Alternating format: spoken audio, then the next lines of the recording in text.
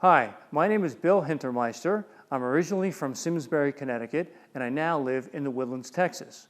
I went to college at Babson in Wellesley, Massachusetts, and I have a BS in Business Administration. I recently went to New England to visit my 95-year-old father and to take part in a big Halloween party. And I can assure you, there's 200 neighborhood kids now that are convinced zombies are for real. I'm single, and I do not have any children. However, I tutor children 6 to 10 years old at a community center as a volunteer 2 or 3 days a week. And I really find it satisfying, and especially when one of them has a breakthrough moment, like trying to solve a serious math problem, they finally get it. Many of these kids are from single-parent households, and they really just don't get the attention they need at home.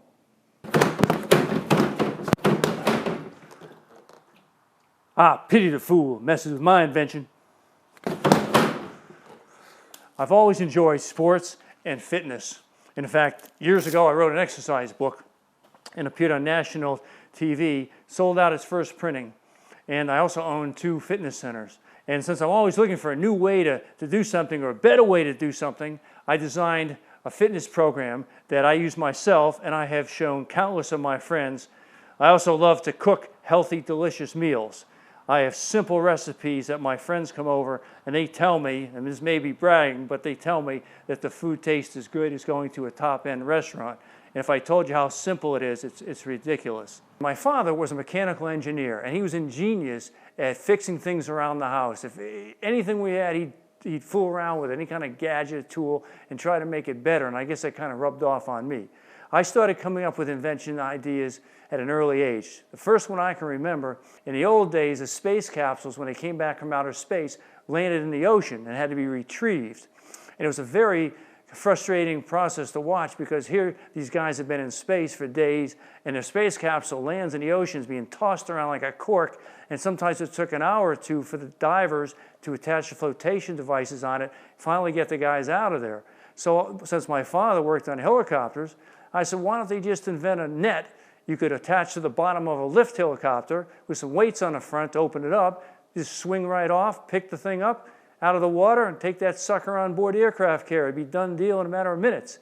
Anyhow, by the time we got that idea ready to mail out, they stopped doing the water landings and actually switched to the shuttle and the landings in the desert on the ground. My background in business has mainly been sales and entrepreneurial. I worked for master plan communities doing sales and marketing throughout different parts of the United States. I was always one of the top salespeople in the developments I worked at. But I had this habit of always telling the developers, my ideas for how to make the development better. So I decided I just better become a developer myself. So that's what I did. I developed 2 master plan residential communities in Texas, and that was a very good experience. And what happened, though, when the banking crash and a real estate fiasco happened, I got into flipping houses, which I do today. My invention is called Night Guard with Biofeedback. It was designed for the millions of people who grind their teeth at night. And what the Night Guard with Biofeedback does is it protects the wearer's teeth and jaw from damage from the grinding. However, it goes one step further. It actually helps cure or minimize the duration, frequency, and severity of grinding episodes. And this is a very unique element to my invention. No other night guard exists that does this. If you're one of the millions of people who grinds their teeth at night, you know how important this is and what type of problem it solves. The invention has 2 parts. Part 1 is a molded plastic night guard. Inside is a compartment that holds the electronics, which holds a transmitter. Part 2 of the device is an alarm receiver unit that records the frequency and duration of the grinding episodes, and it will set off an alarm when the wearer grinds above a certain pressure threshold. In other words, it won't just go off if someone rolls over or coughs in their sleep, but when it gets above a certain pressure threshold, it will activate. The alarm unit can either be a bedside device similar to, in appearance, to an alarm clock, or it can be a wristwatch. that can provide audio, tone, or vibration. This is ideal for someone who's sleeping with another person and they don't want to disturb their sleep. Now, the idea is not to wake the person up to full awareness and disturb their sleep or possibly their companion's sleep if they're using the audio alarm as opposed to the vibration alarm mode. Think of it as someone who's snoring and you give them a little nudge and they roll over and they usually stop snoring. At least you hope they do. The person isn't even aware of the nudge, yet it accomplishes its purpose. Well, I was grinding my teeth in my sleep and I had to wear a plastic night guard. And I had to wear it every night, and I really didn't like being reliant on it. Yet I didn't want to damage my teeth, so I had to wear it. And one morning I woke up and I said, you know, there has to be a better way, some way to prevent, or at least minimize these grinding episodes, so I don't have to wear this damn thing every single night for the rest of my life. And with that idea, I started thinking about it. And then I remembered the device, the biofeedback device used for children that wet the bed. And what happens is they'd start to wet the bed and the alarm would go off and the children were cured usually in a week or two. So I thought the same concept may be able to be applied to nighttime teeth grinding. So I started looking into it. I started talking to dental professionals. I spoke to one of the top research doctors in the country on grinding and other dental issues. And the more I looked into it, the more it looked like there was a need for this product. The research doctor, who I got to be good friends with actually, showed me a sleep study in a lab where they had tested this concept and it had worked. He encouraged me in this because he said, this is perfect. This will be, this will protect your teeth. It'll help cure the habit or at least minimize it. And as long as it's, compact and comfortable and wireless, patients are going to love it and the dentists are going to love it because they need something like this. So I was very encouraged and I kept pursuing it. So after a lot of time, money, and effort, sweat, and tears, I built a working prototype and tested it on a woman that had a severe grinding problem.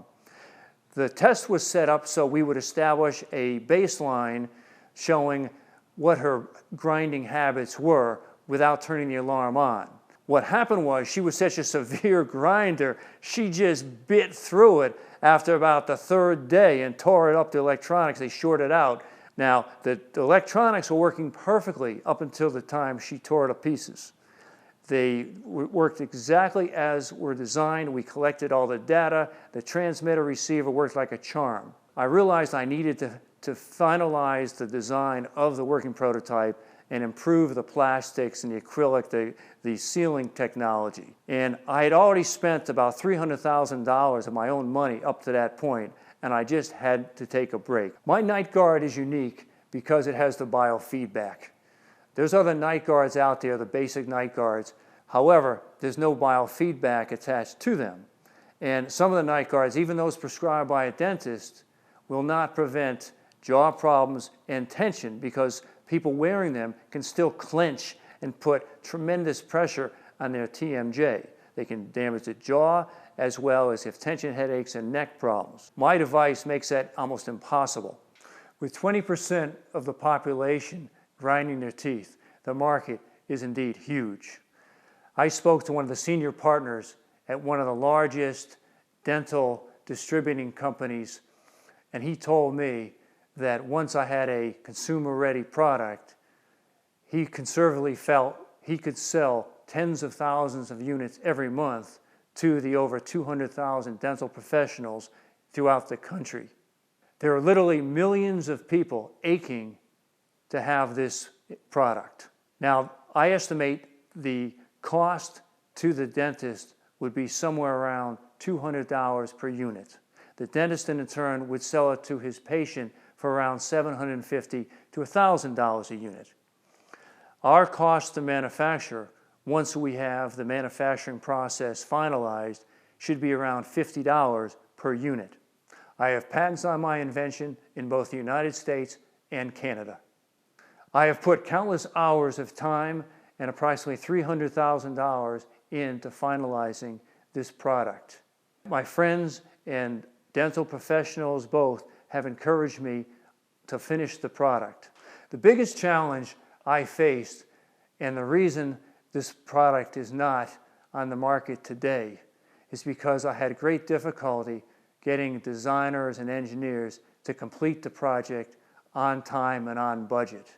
The Millionaire Inventor Show is a fantastic opportunity for me because they can introduce me to the technology experts that can finalize my working prototype. They can turn it into a sleek, consumer-ready, and highly acceptable product, which is what is needed now to take it to the next level. The second reason the Millionaire Inventor Show could be so helpful for me is that they can introduce me to the right investor who can execute the business plan and make the night guard with biofeedback into a big financial success. Thank you very much for your consideration.